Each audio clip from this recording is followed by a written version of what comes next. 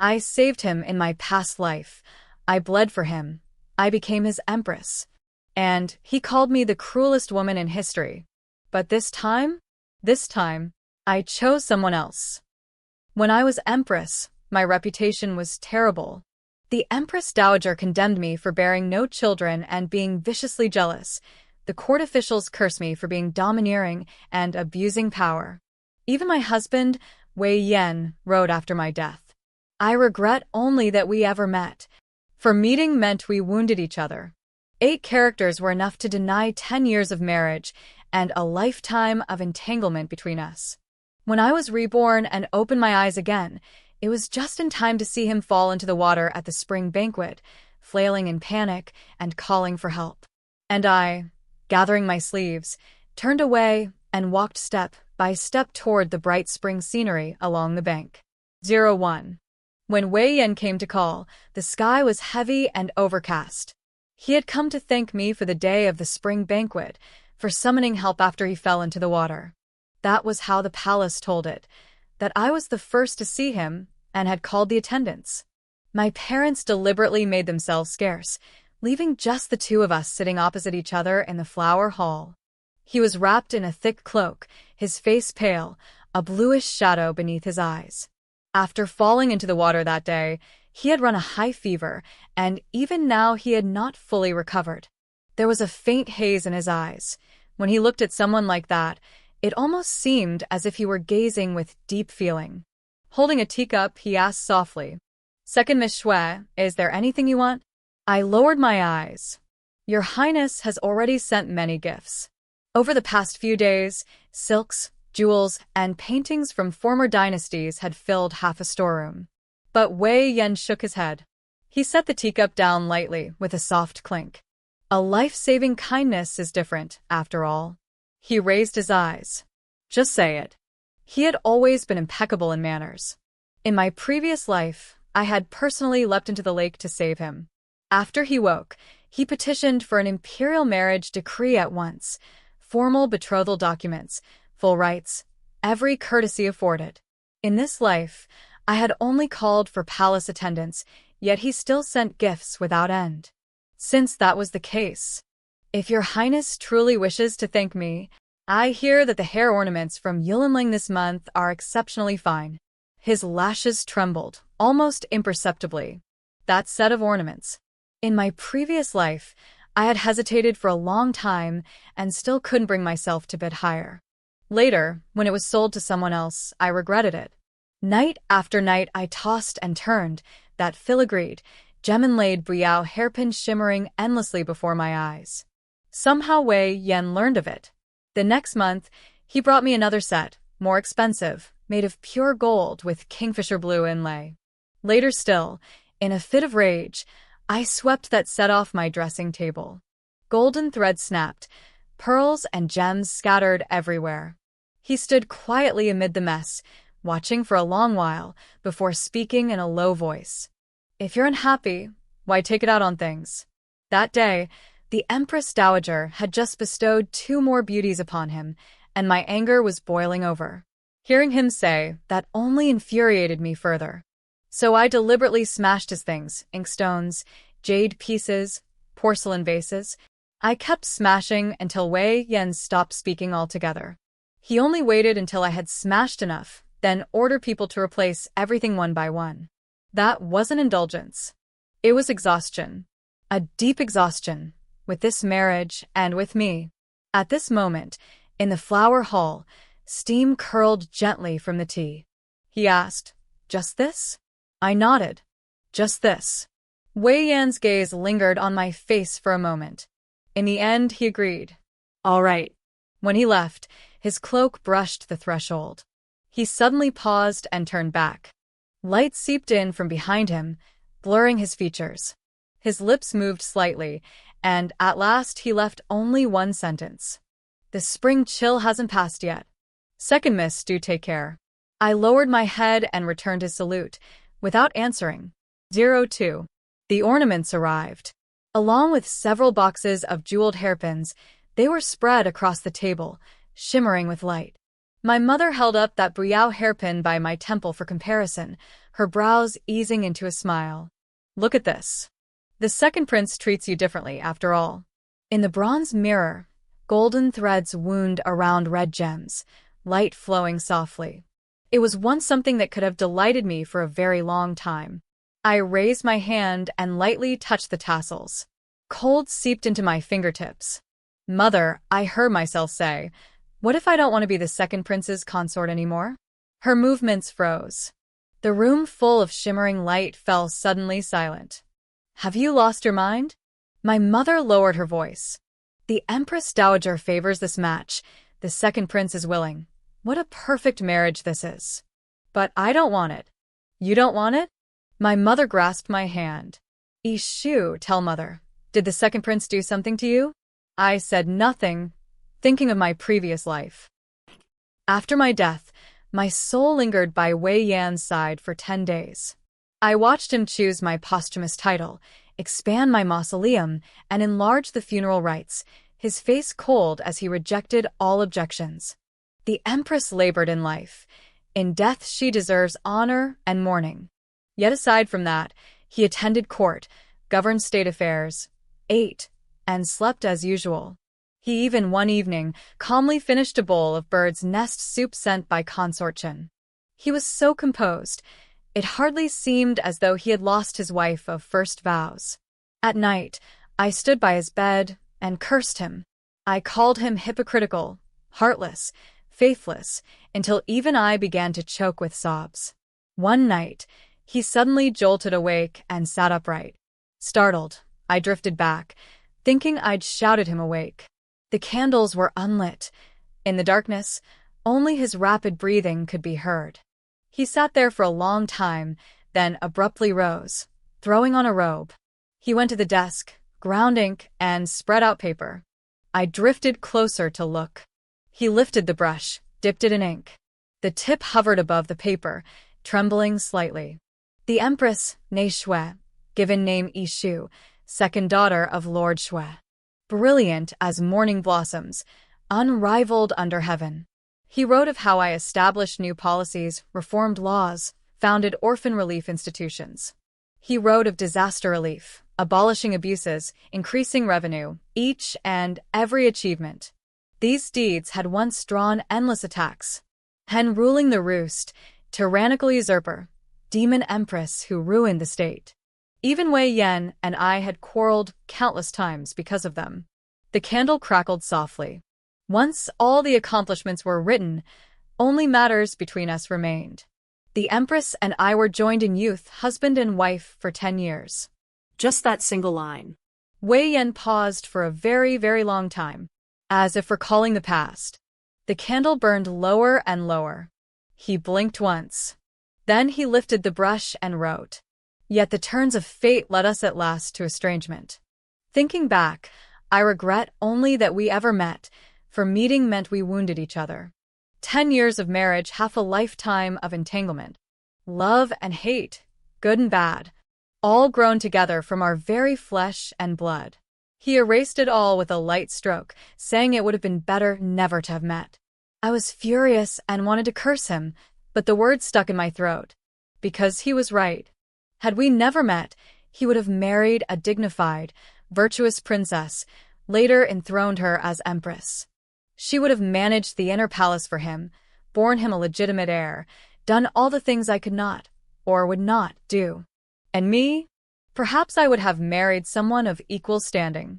Perhaps I would not have married at all. Either way, I would not have been trapped within those 4 walls of heaven, watching him take consorts one after another. I would not have swallowed bowl after bowl of bitter fertility medicine in disgust, only to one snowy day watch blood spread across my skirts. We were wrong to meet. Suspicion, resentment, torment, every single one of them stemmed from that first encounter. I gently withdrew my hand. Please, I said softly, just let me be willful this once. 03. When my father learned of it, he paced back and forth in his study. How can you treat the second prince like this, start something and then abandon it halfway? I was momentarily at a loss for words. How on earth had he landed on the phrase start and then discard? Your daughter simply feels that the second prince is not a good match. Then who do you think is? My father snapped. The crown prince? Or the third prince? I'm marrying no one. Nonsense. My elder brother pushed the door open and stepped in to smooth things over. Yishu, tell your brother, what's really going on? He asked whether the second prince had treated me poorly. Not exactly. Young couples aren't without their happy times. But who could have known he would later become emperor? An imperial couple is never an ordinary husband and wife. When feelings run deep, one must still mind the court. When disputes arise, they entangle both the outer court and the inner palace. Even smiles and tears are weighed under countless watching eyes. I raised my gaze. I just think if I marry the second prince, I'll be unhappy. My brother paused at that. That's fair, he said, pulling over a chair and sitting down. With His Highness's temperament, he's too quiet. As a friend, that's fine. As a husband, it'd be stifling. My father glared at him. What's wrong with being quiet? At least he wouldn't argue with Yishu. My brother laughed. Father, with His Highness's personality, you couldn't get a sound out of him even if you hit him 8 times with a stick. He wouldn't win an argument, sure, but he'd bottle everything up and leave Yishu stewing in frustration. The two of them went back and forth, arguing. I quietly slipped out of the study. At dinner that evening, my father said nothing at all. At last, he set down his chopsticks, his voice a little hoarse. Yishu. He paused for a long time, his gaze resting in the steam rising from the soup bowl. If you truly don't wish to, he let out a long, heavy sigh. Then forget it. My mother's hand trembled. Her spoon tapped the rim of the bowl with a soft clink. I lowered my head, staring at the distinct grains of rice in my bowl. Suddenly, my nose stung. 05. The days that followed were calm and uneventful. I attended flower banquets, poetry gatherings, and polo matches as usual. In my previous life, whenever there was a palace banquet, I had to sit upright in the seat of honor. Back straight, posture impeccable. Even lifting my chopsticks required perfect decorum. Now it was different. On spring outings, I picked peach blossoms to brew wine. During hunts, I was the first to spur my horse into the forest. At banquets, I laughed and chatted without weighing every word, and when I grew tired, I simply found a corner to lean against. I could eat a plate of freshly fried pastries, crumbs at the corner of my lips, and no one cared. My brother said the second prince had been extremely busy lately, often assisting the crown prince with state affairs. When I occasionally glimpsed him from afar, he was indeed always at the crown prince's side. Dressed in a plain sky-blue robe, jade crown binding his hair, he would lower his eyes slightly when listening to others speak, his profile quiet and solitary. At one polo match, I had just scored a goal. Gripping my mallet, I laughed and shouted, asking for a reward. When I turned my head, I saw Wei Yan standing beneath the shade of willows by the field. He was looking this way. His gaze was heavy, nothing like someone watching a playful game. It was as if he were seeing through the present moment, gazing at some distant scene only he knew. My heart tightened for no reason at all. I swung down from my horse and slipped into the crowd of young ladies to eat iced cream. At the table, some noble women whispered, "It's already mid-spring, yet the second prince still won't part with his cloak." More than that, my brother went to the Eastern Palace the other day and saw the second prince standing in the wind, speaking.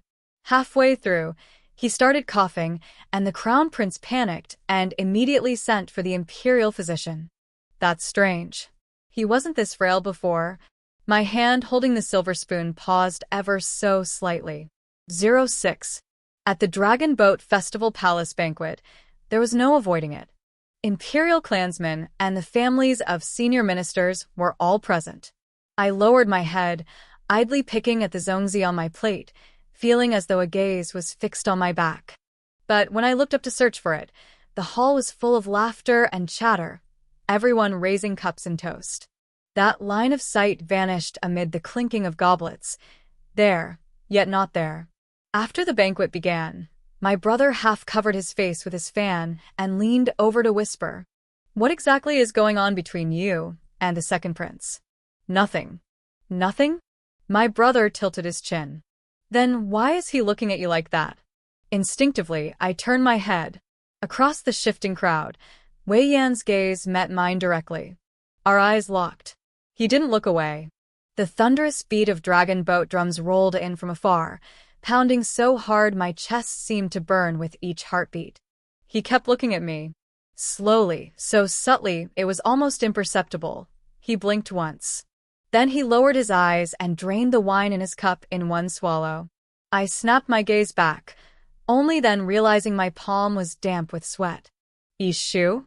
My brother nudged my arm. I lowered my head and slowly broke open the zongzi, already cold. The fragrance of glutinous rice mingled with the fresh scent of bamboo leaves.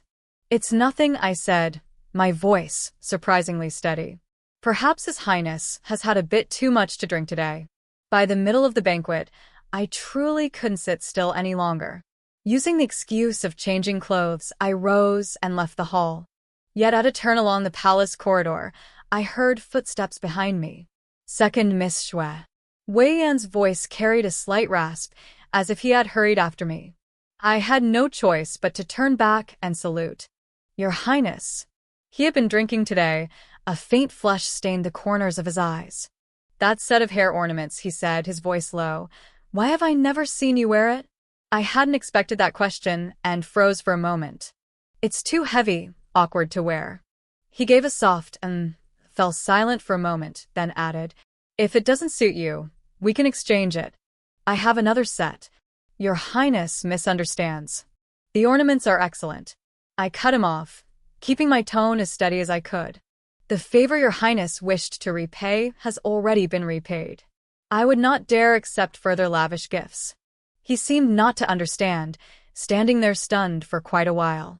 Just then, a breeze swept through the corridor, lifting the hem of his robe. Wei Yan suddenly turned aside and covered his mouth, coughing. The cough was suppressed, yet each sound was heavier than the last. His shoulders trembled slightly with the effort. When it finally subsided, the faint redness at the corners of his eyes had deepened, and his voice was hoarse. Ever since falling into the water at the spring banquet, I haven't been able to tolerate the wind. Second Miss, forgive the spectacle. I lowered my eyes, looking at the two of our shadows stretched long on the ground, faintly overlapping. Then your Highness should take even greater care of yourself, I said. I take my leave. This time, he didn't speak again. As I turned away, I heard a very soft sentence behind me. You didn't use to call yourself this subject. 07. After returning home, I sent someone to inquire. Wei Yan had always been in robust health. That day at the spring banquet, I'd called for help in time. There was no reason for him to be left with lingering illness. That evening, the maid came back to report, her expression subtle and odd. That day, the second prince seemed possessed or something. When the palace attendants tried to go in and pull him out, he insisted it was hot and said he wanted to soak a bit longer to cool off. He even chased everyone away and stayed in the lake by himself for nearly half an hour. In the end, it was the crown prince who got word and went over, ordering people to haul him out by force. When they got him up, his lips were already bluish, his whole body shaking, and he was still smiling at the crown prince. She went on to mention inviting a master to perform some sort of exorcism, but I barely heard it. Only one thought exploded in my mind. At that time, Wei Yan couldn't swim at all. He had learned to swim only after a marriage in my previous life, taught by me, personally. He had come back too. I spent 3 days verifying things. Recently, Wei Yan had been making major moves at court. Flood control, cracking down on corruption, reforming the military system. Every single measure was pushed just before disaster could break out. Even the crown prince's faction was astonished, saying the second prince seemed like a completely different person lately. As for his attitude toward me, my first thought was he's sick. In my previous life, he had probably lived a long time. Sit on the dragon throne for too many years, all alone, and a person's bound to go a bit off. Grow old, grow idle, hold the entire realm in your hands, and still feel hollow. Then you start rummaging through old accounts. regret this, feel indebted for that, and when you close your eyes at the end, oh right, there was also that resentful, ill-fated first empress. Reopen your eyes and return to youth, blood surging hot. Naturally, you want to make amends. The second thought followed close behind. He wants to use the Xue family. Wei Yan belonged to the crown prince's camp and didn't have many blades of his own. Now that he wanted to pry loose deep-rooted corruption, the crown prince might not fully support it, and the emperor would weigh it even more carefully. He needed manpower, and the Xue family was the sharpest blade available. He'd used it to great effect in my previous life. In this one, it would come just as easily. With that, everything made sense. 08. On the fourth day, I told my family I wanted to find a husband. Wei Yan's desire to compensate might fade, but he would never let go of the Xue family as a weapon. I needed a shield, something to block him, to prevent complications. In the past, I'd chased after Wei Yan, making a spectacle that shook the entire capital. Now, if I turned around and married someone else, gossip was inevitable. In the capital, it would be hard to find a match that was both suitable and safe. But beyond the capital, the world widened considerably. Letters had come repeatedly from my maternal relatives in Jiangnan, local families of decent standing, proper looks. None of them caught my eye. My brother asked me, "What kind of man are you looking for?" "I'll keep an eye out for you." I thought about it, then answered frankly, "Good-looking, poor, easy to control." My brother didn't say anything at the time. 3 days later, he left the capital on official business. When he returned, he actually brought someone with him. Parents deceased, a modest inheritance, gentle temperament, and looks that are 1 in 10,000. I lifted the bamboo curtain and looked out. In the fine drizzle of late spring, the man stood in the courtyard on the green stone slabs, holding an umbrella. He wore a washed faded blue robe, yet his posture was straight as bamboo. The edge of the umbrella tilted slightly upward, revealing the clean, elegant line of his jaw. He raised his eyes and looked over. The instant our gazes met, I froze. Rain beads fell in strings from the eaves. It was Jiang Zhao. Or rather, Jiang Zhao, still young. 09. In my previous life, I first met Jiang Zhao in my 3rd year as empress. That year, I suffered a miscarriage. I was fed medicinal decoctions for half a year before I could barely get out of bed. When Wei Yan came, he always stood outside the screen to offer his greetings, his voice distant and removed. At the same time, the Xue family was being hounded by the censorate over an old case. My father and brother walked on thin ice at court. I had to grasp onto something myself. Wei Yan tacitly allowed it. Perhaps out of guilt. Perhaps because he believed a woman could never stir real trouble. At first, it was only inconsequential memorials. Gradually, they touched on official appointments, finances, and grain supplies. From behind the curtain, I could clearly hear the buzzing debates in court. "A hen crowing at dawn," they said. Jiang Zhao was the first to approach me of his own accord. That day, the snow was heavy. He recited every one of my memorials word for word. He spoke of benefiting the people, of long-term gains, of others' short-sightedness, even praised the character and backbone in my handwriting. His voice was clear, each sentence measured, like lines from a script long prepared. After listening, I ordered the screen to be removed. "Minister Jiang," I said, "speak honestly." He paused. The sound of wind and snow outside the hall suddenly grew distinct. The respect in his eyes slowly faded, revealing beneath it a sharp, defiant refusal to accept his fate. He was silent for a long time, so long I thought he wouldn't speak at all. Then he sighed. "I have no road left.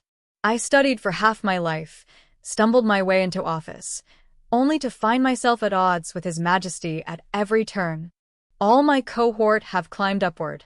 Only I'm stuck at the 6th rank, unable to move." His throat bobbed. His voice dropped, yet every word was clear. I'm not willing to accept it. He had hit a dead end and decided to crash into this side door of mine, see if it would open. That day, I left him a cup of hot tea. Later, he became the sharpest blade in my hand. He helped me undermine others, took the blame for me, dismantled countless open attacks and hidden schemes. The two of us played off each other at court, thoroughly colluding in disgrace. Jiang Zhao wasn't without regret. He often beat his chest and sighed. "I really boarded your pirate ship," I said. "You can still jump off now." He paused. "Forget it." What? The ship's already reached midstream. I told him to keep working. Sighing, he drafted memorials anyway. At the next court session, he still crossed verbal swords with others on my behalf. The year my illness worsened, I began arranging escape routes for those around me. My father retired. My brother took up a post far away, keeping his distance from trouble. Wei Yan wouldn't move against the Xue family, but affairs at court were another matter. Jiang Zhao was demoted and sent away from the capital. Remote, quiet, perhaps his life could be spared. The edict was drafted. He refused to accept it. "I'm not going." I leaned against my pillows, struggling for breath. This is not the same as before. Before or now, it's all the same. He knelt by my bed, his voice low and steady. "If I leave, what will you do at court?" I said I still had others under me. He smiled faintly. "Those people, can they really be trusted?" I fell silent. I had made too many enemies. When the wall falls, everyone pushes. If I was ill and he left, they would strip me to the bone. Suddenly, he bowed forward, his forehead lightly touching the floor. "When I was young, I read a line of poetry," he said. "To repay my lord's favor at the Golden Terrace, I raise the jade dragon and die for him." I froze. He lifted his head. His eyes were calm, yet burning. "If it truly comes to that, I'll stay with you." I coughed violently in anger. Such a clever man. Yet, at the crucial moment, his mind seized up completely. Loyal to the ruler, loyal to the state. Since when was there loyalty to a dying empress? Later, I died. His ending was probably no better. During the 10 days my soul lingered beside Wei Yan, I heard no news of Jiang Zhao. Perhaps exile. Perhaps death in prison. Perhaps worse. In any case, it wouldn't have been good. Slanted rain swept in, dampening my sleeves. "Master Jiang," I said, "please come in." 10. I laid everything out for him. I explained that I wanted to use him as a shield against the second prince. There was no real intention to marry him, but in public, appearances had to be maintained. It might offend people, and if I later wanted to take the imperial exams and enter office, it would likely be difficult. Jiang Zhao listened, then waved his hand. "No problem. I just failed this year's exams. Whether I'll pass future ones is another matter." He agreed without hesitation, took the money, and set to work. I spent half a month wandering the city with him. Today, I dragged him to watch a play. The city's most famous troupe was performing the hottest show of the moment, an intense, melodramatic romance. Not even 15 minutes into the performance, we both set down our teacups. On stage, the scholar knelt on the ground, wailing, begging his former wife, who had divorced him, to glance back. The lines were sticky with sentiment.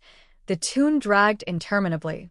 Jiang Zhao leaned back slightly, his Adam's apple moving with effort. After a while, he turned his head, dazed, eyes cloudy. "This is popular?" I pinched a piece of osmanthus cake. "Yes." "Why?" "To make money." I leaned closer, lowering my voice. "My friend got rich writing plays like this. She's already bought a 3-courtyard house in the capital." Jiang Zhao went silent. He looked dazed. I couldn't bear it any longer and tugged at his sleeve to leave. He grabbed my wrist in return, then let go as if burned. "Let's listen a bit more," he said, staring blankly at the stage. "I want to buy a house too." So we gritted our teeth and stayed through the entire performance. When we came out, we both wore expressions of quiet pain. The sun was sinking. A green-covered carriage waited by the street. Suddenly, Jiang Zhao shifted half a step to my side. Not too much, not too little, just enough to block me entirely. His face was calm. He even lowered his gaze to straighten his sleeve. His voice barely audible, like a whisper to himself. "Just walk forward." I did. Only after we turned the corner did he speak. That one, is it her? I didn't answer. He said again, You and that person have a deep debt. Only then did I glance at him. Jiang Zhao kept his eyes forward, jaw tense. After a moment, he clicked his tongue softly. Troublesome. Yet there was little fear in his tone. More like he had expected it, and even felt a bit eager. Jiang Zhao, I called him. He turned his head. Thank you. He paused, then waved it off, though his ears were faintly pink. I took money to do the job, he said, turning his face away. It's only right. 11. Lately, Jiang Zhao had been writing scripts. I collected every popular script I could find on the market. Every one of them was about love as deep as the sea and regret over past mistakes. When he opened the first book, he still sat upright. By the third page, his back had slowly slumped. By the fifth book, he raised a hand to press his forehead. Do we really have to write like this? He pointed to a line. My lord, please don't go. Fingers whitening. I nodded. Readers love it. He was silent for a long moment, then picked up his pen. He wrote for 3 days. On the first day, he wrote 800 characters and tore up 7 sheets. I sat beside him, shelling sunflower seeds, finished an entire plate. The second day, he reached the scene where the male and female leads embrace in the rain. The pen hovered, refusing to descend. I sat across, flipping account books, the pages rustling loudly. By the third day at dusk, he put down his pen. I happened to look up. Warm yellow twilight filtered through the window paper, casting light on the tired, gray defeat in his eyes. We stared at each other for a long time. Do we really have to make this money? He spoke first, voice a little hoarse. I set down my teacup and asked the same. Do we really have to make this money? For 3 days, I'd been drowning in discarded drafts. He wrote in pain. I read in pain. Jiang Zhao was silent for a long while, his fingertips still ink-stained. He slowly crumpled the last sheet of paper. I just realized, he looked up. I'm not that greedy after all. This money isn't essential either, I added. Nor is it something ordinary people can earn. We both agreed quietly. Afterward, Jiang Zhao diligently accompanied me whenever I went out. He said the money was easy enough, just take care of me. He shielded me from the wind, held umbrellas, poured tea, arranged dishes, picked pastries from the box that weren't too sweet. Whenever acquaintances asked, I said, My family arranged my fiancé. He would stand bashfully by my side, eyes down, smiling. When others spoke some polite words, he pretended to be shy, ears turning pink. It looked genuine. The news spread, eventually reaching the palace. The Empress Dowager summoned my mother, asked a few questions, then gifted 2 rolls of palace silk, saying nothing more. The Empress, however, had become active. Her maternal niece, Miss Zhou, suddenly began appearing alongside Wei Yan all the time. Other girls, too, daughters of the censorate, generals' households, like flower buds blown open by the wind, clustering around Wei Yan. The choice for the second prince's consort had never been just me. In the past, the Empress favored her own niece, but the Dowager disliked the Zhou family's power and kept her in check. Among all the candidates, my family background and appearance were sufficient, and I was the most proactive. In the previous life, I had jumped into the lake to save him. The Empress Dowager approved. The Empress had no say, so it was settled naturally. Now, it was different. I hadn't jumped into the lake, yet my engagement was already arranged. Naturally, the Empress wouldn't give way. After all the arrangements with Jiang Zhao, our little scheme to maintain appearances against Wei Yan seemed to settle into a rhythm. We went out together, I kept him by my side, and in public, he acted the part obediently. Yet, no matter how careful we were, the world always had a way of colliding with us. And one afternoon, fate decided to put us all in the same space at the same time. 12. The day I ran into Wei Yan, I took Jiang Zhao to a temple outside the city. Incense smoke thickened the air, mingled with the chatter of devotees. Jiang Zhao tilted his head to look at the plaque above the hall, then suddenly said, I want to draw a fortune stick. Draw what? I asked. About marriage. The word slipped out and we both froze. Wind swept through the corridors, bronze bells chiming softly. Jiang Zhao looked away first, but his voice remained confident. Do it properly, all the way through, understand? I laughed. I understand. The hall of the God of Wealth was so crowded we couldn't even squeeze in. Bored, I accompanied him to the Hall of Marital Fate instead. Jiang Zhao knelt properly, eyes closed as he shook the bamboo tube. The stick fell to the floor. He picked it up and read it, brow furrowing slightly. A top fortune? I asked. No, a middle to high fortune. He clenched the slip in his palm. Yet his steps felt a little lighter. As we turned past the prayer pillars, a figure blocked our path. It was Wei Yan. Sunlight flashed in my eyes, incense curling around us. I bowed and greeted him. Second Prince. Wei Yan's gaze landed on my face first, lingered for a moment, then shifted to Jiang Zhao. Jiang Zhao didn't flinch or step back.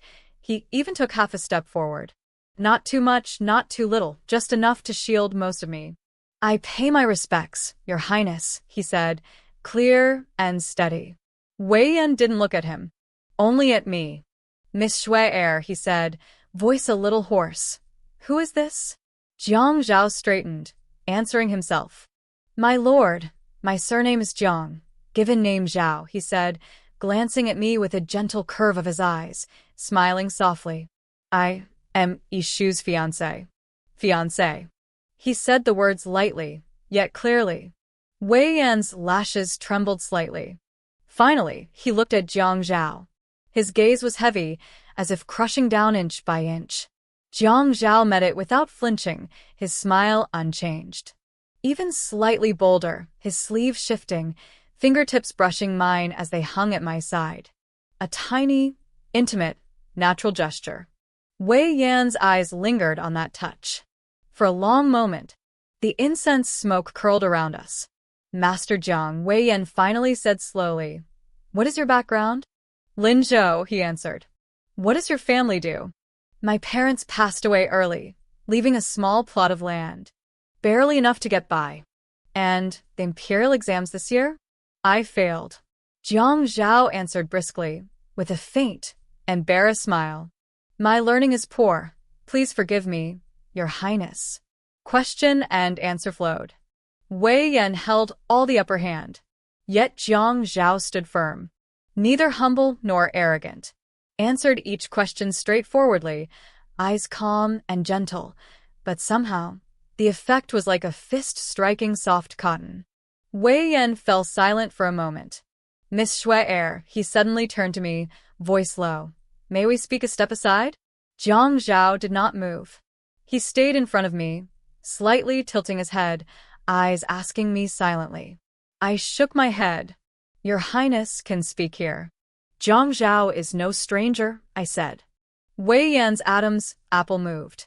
He looked at Jiang Zhao, who bowed his eyes politely and stepped back just enough to leave his voice within earshot. The tension in Wei Yan's gaze finally bled out. You're betrothed, he said softly, as if afraid to shatter something delicate. Why didn't you tell me? I raised my eyes to him. Your Highness, I said, not every detail of my affairs needs to be reported to you. Wei Yan was silent for a moment. Then he let out a very soft laugh. It didn't reach his eyes, only making them seem darker, heavier. Xue Yishu. For the first time, he called me by my full name, each word clear. Your taste is really awful. Before his words fell, Jiang Zhao suddenly laughed. Lightly, quickly, even a little shyly. Then he lifted his eyes to Wei Yan, voice earnest. You are correct, Your Highness. I am indeed mediocre, he said, pausing, lips still curved slightly. But there is one good thing. He tilted his head toward me, eyes soft. It makes her happy. 14. Jiang Zhao hadn't given up on writing scripts just yet. This time he had learned his lesson. No more overly dramatic, tragic romances. He buried himself for 7 days, churning out short, sweet stories. When he sent the manuscripts to the bookshop, the shopkeeper flipped through 2 pages and pushed them back. Too bland, the shopkeeper shook his head. No twists won't sell. Jiang Zhao returned with the manuscripts, sitting on the stone steps, lost in thought. Twilight draped over him like a shawl. I sat beside him. The stone was cold beneath us. "Do you really just want a house?" I asked. He was silent for a long time. Long enough for the last light at the horizon to fade. "I don't need a grand mansion," he finally said, voice soft. "I just want a place of my own." I turned to look at him. 17-year-old Jiang Zhao, his profile thin in the dim light. Not yet the sharp-tongued, politically savvy man he would later become. Just a young scholar who had failed exams, with nowhere to lean on. He wanted a place to call his own. My heart softened. "Jiang Zhao." He turned toward me. In the night, his eyes shone. "I'll open a bookshop for you," I said. He froze. "You can write whatever you want," I continued. "If it doesn't sell, just leave it there." He blinked. "Really, Your Highness?" His throat moved, a slight lilt of awe. "You won't lose money." I stood, brushing dust off my skirt. "A bookshop run by Miss Xue. Wealthy girls in the capital will always come to support it." He rose as well. Our shadows stretched long across the paving stones. Why? He asked. The wind swept through the courtyard, carrying the humid scent of early summer. "Think of it like..." I hesitated. "I have too much money. I don't know what to do with it." He laughed, a low sound spilling from his throat. "So I can write whatever I like?" Yes. "Not too sweet or cloying." "That's fine too." He stepped closer. So close I could see a tiny reflection of myself in his eyes. "Xue Yishu," he said my name, serious. "I'll make sure you earn money. And if I don't?" "If you don't, He thought for a moment, eyes curving into a faint smile. "I'll pawn myself to you." The words sounded flippant, but his gaze was pure, like he was simply commenting on how nice the weather was today. I turned away. "Who wants you?" I walked into the house. His footsteps followed, unhurried, steady. Moonlight layered our shadows together, stretching them long. 15. The shop was set on a street-facing corner, previously a Rouge store. Not large, but a prime location. My elder brother walked in, hands behind his back, circling twice, clicking his tongue. "Xue Yishu, you really go big." He lowered his voice. "All your savings, you put them here, didn't you?" I was bent over the account books, not even looking up. "Not too much." Jiang Zhao haggled down the price by 20%. My brother clicked his tongue again, elbowing me. I looked up. He nodded toward the window. Jiang Zhao was on a ladder, hanging the sign. Sleeves of his blue robe rolled to the elbows, revealing a slender forearm. Sunlight filtered through the window lattice, lighting his side profile with a fuzzy glow. "Honestly," my brother whispered, voice barely audible, "have you really fallen for him?" My pen paused mid-stroke. Ink spread in a tiny bloom. I didn't answer. Outside, Jiang Zhao looked down at me. Our eyes met. He smiled. I lowered mine, returning to the abacus. Click, click went the beads. One sound, then another. A quiet ripple stirred the still pool inside my chest. 16. Half a month after the sign went up, Jiang Zhao's little story, The Bossy Miss and the Clever Fox, became a hit. Gradually, people began bringing manuscripts to the shop. Sweet, light-hearted tales that made readers' faces soften. The shop grew busier by the day. I bit the bullet and purchased the neighboring store as well. We combined them, set up a tea corner, and sold pastries and sweet soups. A place for reading and tea, all in one. Wealthy young ladies loved it. The ladies of the capital often lingered. As the shop grew busier, rumors swirled. The princess had 7 kept companions. The second prince had been away over a month, accompanying the crown prince on inspection tours. The third prince's household was buzzing. The CYS were the most dramatic. Recently, Lord Chui's concubine caused a scandal, and he forced his wife to manage the new concubine. He even said, "It's a political marriage with no love. If one day you meet a good man, I'll allow it." The words were sharp and firm. Now, the concubine Lady Chui raised had just appeared, and Lord Chui smashed porcelain throughout the house in a rage. Jiang Zhao and I sat together, talking quietly while crickets chirped. With pastries and tea, An afternoon drifted by. The bookshop's business was clearly improving. Jiang Zhao didn't just write stories. He managed accounts, purchased supplies, and expanded the shop. His hands were fast and sure. Sometimes I would glance up, seeing him stand behind the counter, arranging books, his profile elegant, fingers brushing the spines. That night, we closed late. The summer rain had just stopped.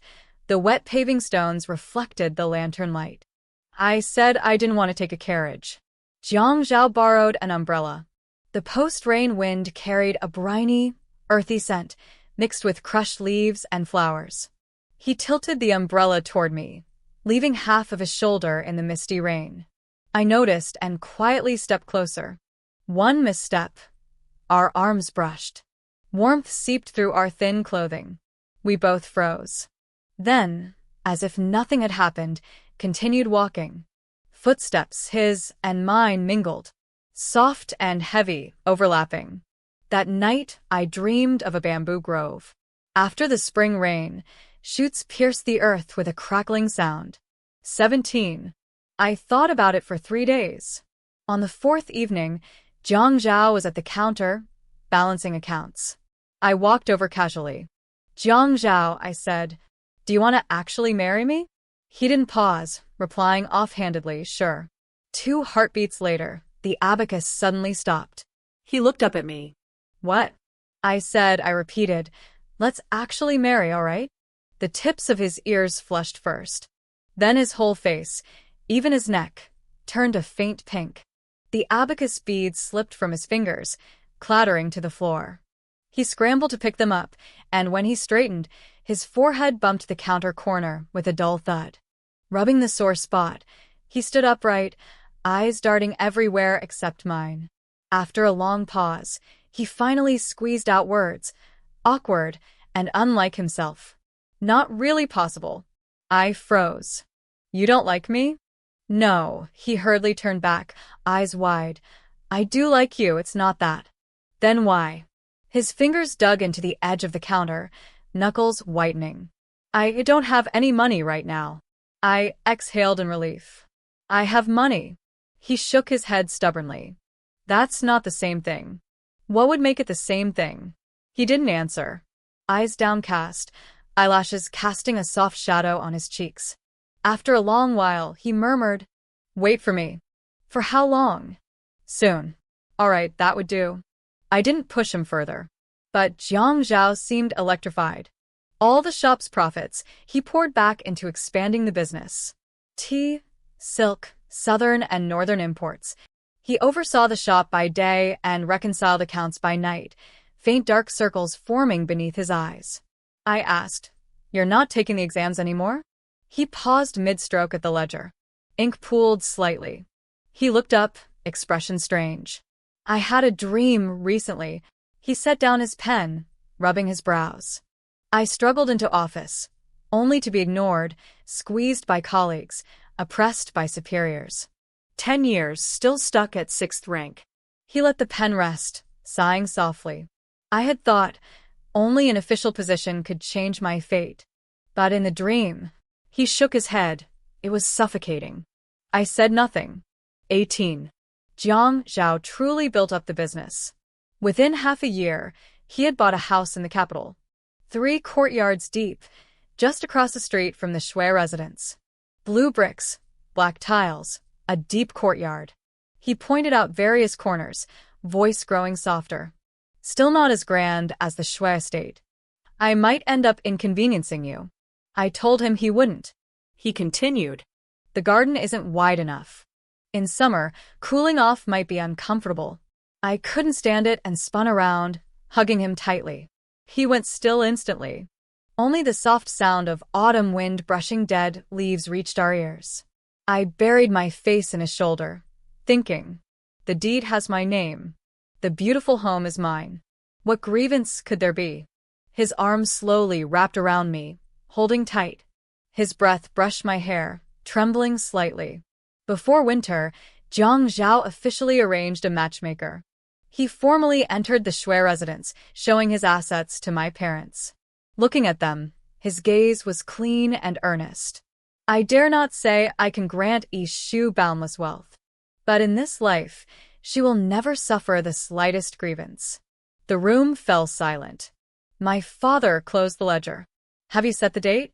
He asked. Jiang Zhao said, whatever you two decide. Yet his eyes flicked to me, as if asking, what about you? When do you want to marry me? I lifted my chin. In early spring, when the weather's fine. I loved spring. 19. The next news of Wei Yan came just before the new year. The crown prince encountered an assassination attempt while returning to the capital. Wei Yan blocked an arrow for him. Dangerous, life-threatening. The emperor was furious and ordered a full investigation. After rebirth, Wei Yan had made too many waves, angering certain people. The assassination attempt from the crown prince's past life had been moved up because of this. Rumors spread through the streets. The second prince nearly didn't survive. 3 days later, a missive arrived from the second prince's residence. Wei Yan had awakened, specifically requesting to see me. Jiang Zhao was tying my cloak ribbon, his fingers looping the satin ribbon again and again. Perfect, he said evenly. Let's send him a wedding invitation. The ribbon pressed a little tight and I tilted my head, taking a quick breath. I stood on tiptoe and kissed the corner of his lips. You're coming with me. He froze entirely, ears flaring red. He glared at me, then after a long pause muttered, Rogue. I smiled, leaning closer. Oh, we're already engaged. What rogue, what not? He said nothing, pursing his lips as he loosened the ribbon. 20. When I arrived, Wei Yan was half reclining on the bed. No one else in the room. The heavy scent of medicine hung thick. I chose a round stool, reaching for an orange from the fruit plate. The peel released a fine mist of juice onto my fingers, tangy and fragrant. He said he had returned too. On the day of the spring banquet, he had soaked in the lake for a long time. The water so cold it felt like ice crystals seeping into his bones. Servants tried to pull him out. He refused. He thought to wait for me. But even as his consciousness blurred, the shore remained empty. At that moment he thought it's over. If I didn't save him, the Empress wouldn't relent. The marriage could never happen. Yet he also thought it was just as well. Better to clear up all the troubles from the previous life first. This time, the elder brother would not be assassinated, no early death. He would not have to become the emperor again. He spoke slowly, each word ground out between dry lips. He said he would plead with the emperor and the elder brother for favor. No lands, no titles, no concubines, no political compromises. This life would be only the two of us. I could do as I wished. No. It wasn't about the throne, nor anyone else. 21. I had thought, many times, about what it would be like if he never became emperor. So many times. In the end, I realized it wouldn't matter either way. The throne only amplifies everything. No matter the external circumstances, the root of it lies deep in our bones. We were drawn to each other by our utterly opposite natures. Yet the same differences that delighted us also caused our resentments. He loved my vitality, but resented my fussiness. I admired his composure, but hated his coldness. When we were in love, those perfectly balancing traits felt just right. When we argued, the same traits became wrong in every way. We scraped each other, drew resentment, and in the end, even the initial stirrings of affection turned into mockery. I slowly peeled the orange, tearing the peel cleanly. Too sour. Not good to eat. On the 18th of February, Jiang Zhao and I will be married. If you can get out of your palace, come and take a look. The words drifted into the silence, light as air, weightless. Wei Yan froze for a long moment, as if he didn't quite understand. The mist in his eyes gathered, then dispersed. His lips moved, as if to speak, but only a faint breath escaped. I stood up, setting down the half-eaten orange. Turning, I heard a muffled thump behind me. I looked back. He was struggling to sit up, but his upper body had toppled off the bed. His elbow hit the floor, the dull sound punctuated by a low, sharp intake of breath. He didn't lift his head. His voice squeezed out from between the crack of the bed, Horse. Xue Yishu, do you hate me? At first, I had. I hated that he took concubines, that he was silent, that he always considered the court before me. But after hating, I realized there was nothing else I could do. If a couple cannot live together, there's the divorce paper and separate paths. But in my past life, I was empress. There was no way back. The ninefold palace, the piles of gold and jade, all were cages. I couldn't stab him just to end my own suffering. Hating someone is exhausting. You have to gnash your teeth day and night, never sleep in peace. Reopening old wounds, watching them bleed, rot, scab, then cut anew. I spent my past life surviving each day with hatred. In the end, I wore myself to death. This life had spring to look forward to. Why live in hatred again? I looked at him, slumped, arms trembling, fringe messy over his brows. Pathetic, even pitiful. Yet in my heart, there was only calm. Wei Yan, I don't hate you anymore. I turned and left. When I stepped outside, the sky had just brightened, sharp enough to hurt the eyes. Jiang Zhao was waiting outside the residence, a sprinkling of snow on his shoulders.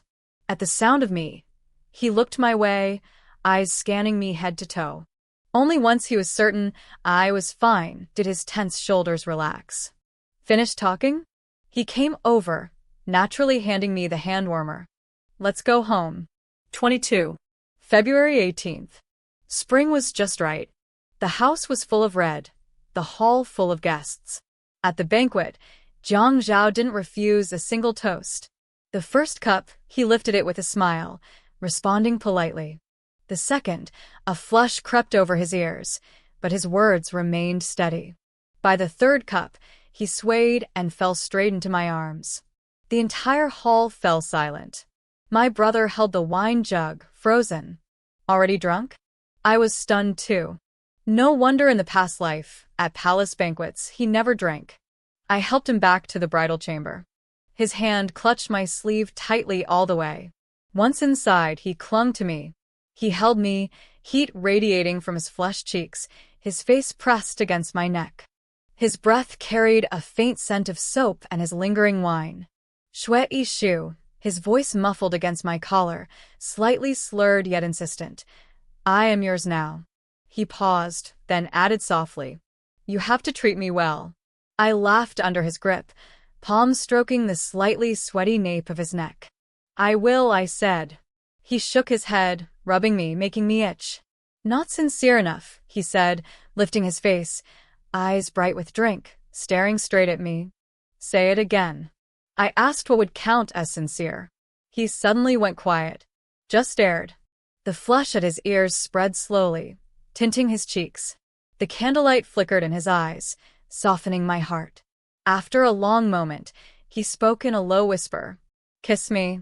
The words fell into the silence, like a feather brushing my palm. I froze. He waited, eyelids slowly lowering, lips pressing together. The bravado from the drink melted, revealing a hint of anxious uncertainty beneath. I lower my head, kissing him. A light kiss. Pressing against his slightly warm lips, then separating instantly. He froze. Eyes wide, staring at me without blinking. Breathing halted, even his chest paused. Then, very slowly he blinked. And again. The corners of his mouth curved, forming a silly, irrepressible smile. Suddenly, he buried his face in my shoulder, giggling, shoulders trembling slightly. After he laughed enough, he lifted his head. The flicker of 2 tiny candle flames reflected in his eyes. Sealed it, he whispered, fingers discreetly hooking mine. No running away now.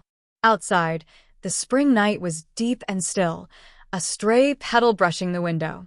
I held his hand tight. I said, no running away now. 23. The day Wei Yan left the capital was clear and bright. The attack had been orchestrated by the Third Prince's faction, all dealt with cleanly. There would be no more mistakes on the Crown Prince's side. Wei Yan volunteered to go oversee the northern garrison. The memorial was submitted. The emperor paused for a long moment, then approved. He left lightly, only 3 or 5 close attendants.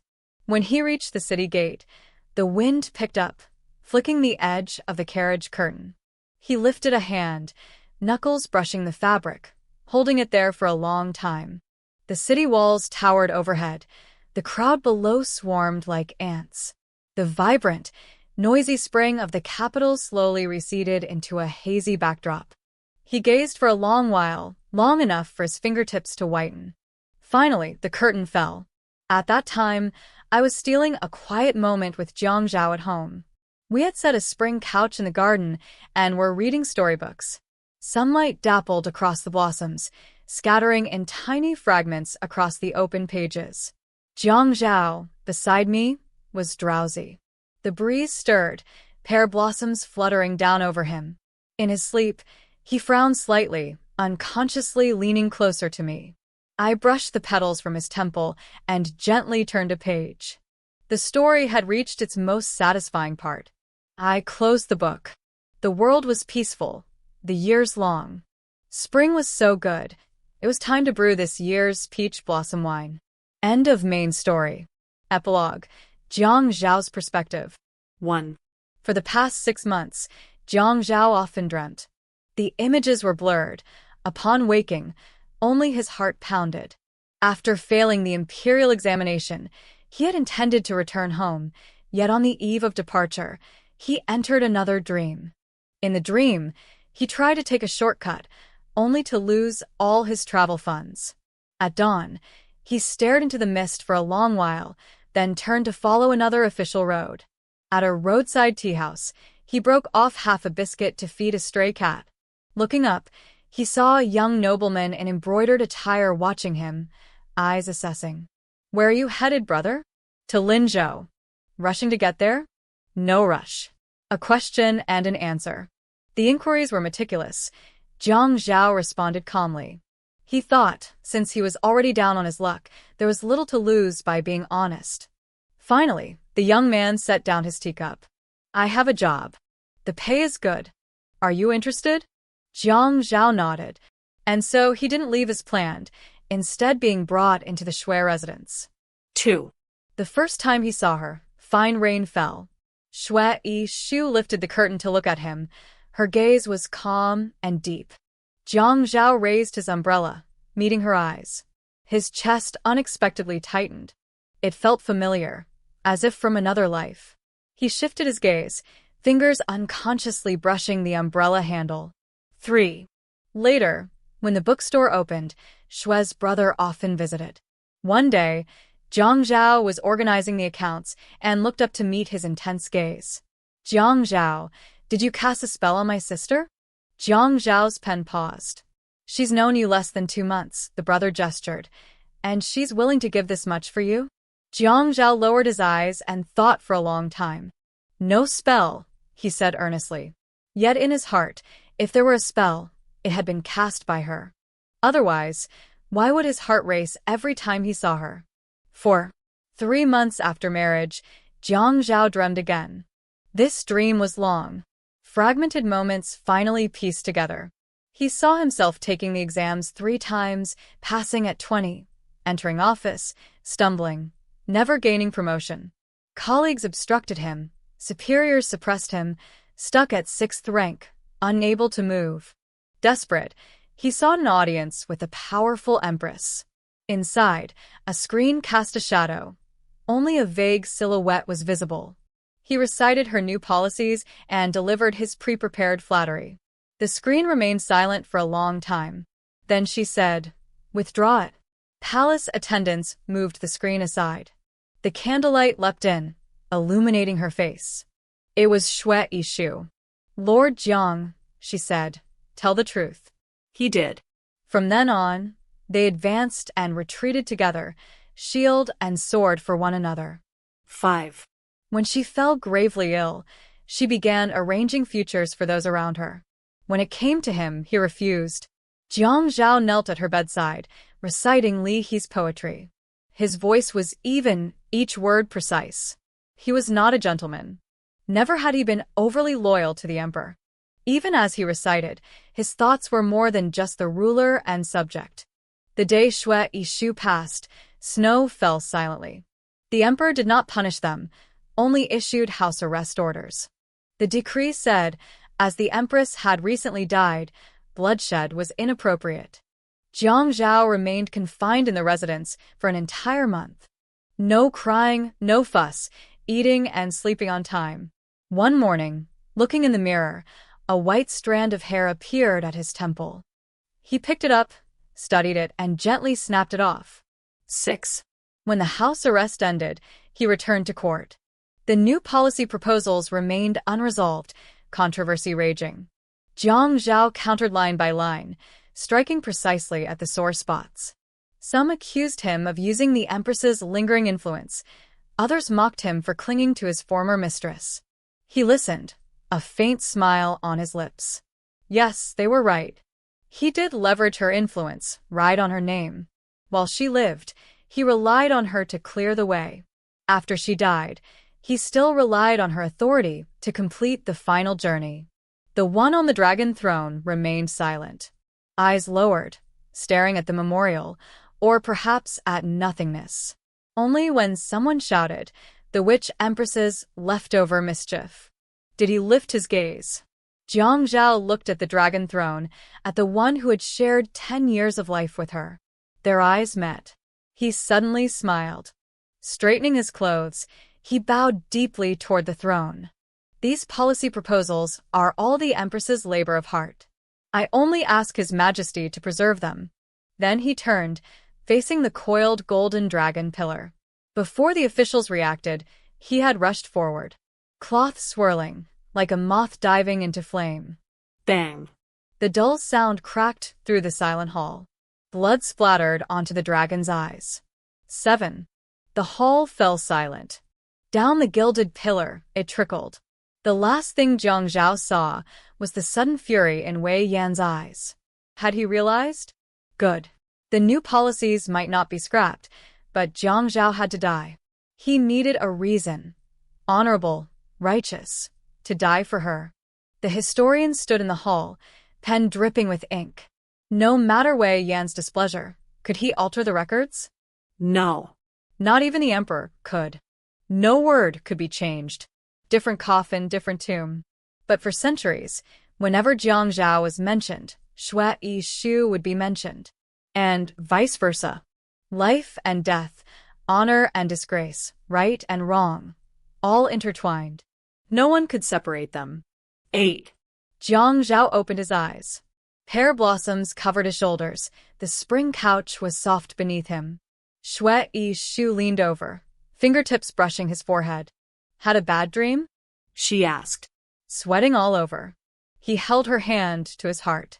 It thumped fast, hitting her palm with each beat. Dreamt of you, he said. Bad dream or good dream? Good dream. She smiled, leaning down to kiss his brow. Then sleep a little more. He didn't close his eyes, watching her. Xue Yishu, he called.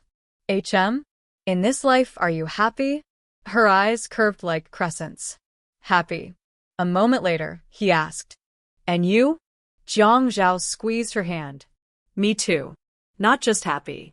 It was survival after calamity, reunion after loss, sunlight finally embracing them after endless nights. Spring was so beautiful, it could smooth over all old wounds. And so, the spring lingered, and the petals fell and fell, as if the world itself were sighing in contentment. Jiang Zhao and Xue Yishu, in their quiet corner of the capital, had finally found the rhythm of a life uninterrupted by fate's sharp edges. Business thrived, hearts settled, and even the occasional snow or spring breeze became little conspiracies of happiness. As the storyteller, I can only chuckle from behind the pages. How curious it is, this weaving of lives, one wrong step, one bitter grudge, and the entire world might have turned upside down. Yet here we are, a tale of imperfection, stubbornness, and devotion stitched together like the finest silk. I like to imagine them years from now, long after the last page is closed, still bickering over a dropped teacup, still laughing over a silly pun, still holding hands as if the world had never tried to pry them apart. And that, dear reader, is my secret hope, that even when the ink has dried and the story is done, the warmth lingers. Because stories, like Springtime, are best when they leave a trace of themselves in the hearts that read them. The creator, smiling behind the curtain.